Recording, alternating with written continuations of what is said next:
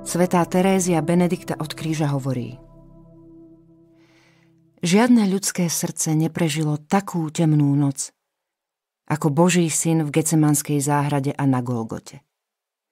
Žiadna ľudská myseľ nedokázala preskúmať nepochopiteľné tajomstvo opustenosti zomierajúceho syna človeka.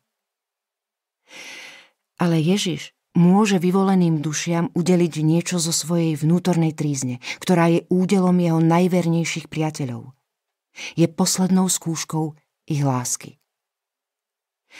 Ak zo strachu necúvnu, ale dajú sa uviesť do tejto temnej noci, stane sa pre nich sprievodkyňou. Je nemožné, aby skutočná láska nekládla na milovaného žiadne nároky.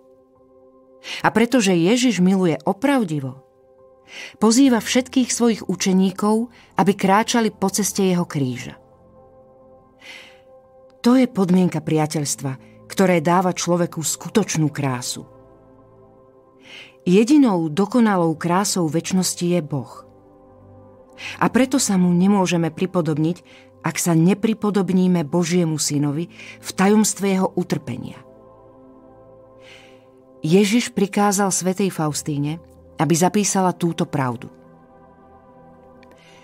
Tie duše, ktoré sa mi pripodobnia v utrpení a ponížení, pripodobnia sa mi aj v sláve.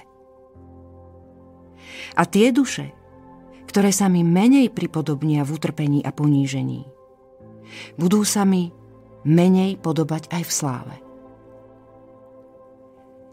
Ježiš rozpel svoje telo na kríži. Svojou hlavou, ramenami, trupom a nohami v sebe obsiahol a objal všetky priestory ľudského bytia.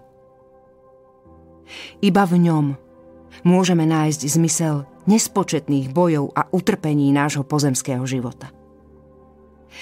Tie sú pre skutočné priateľstvo dôležité a nevyhnutné.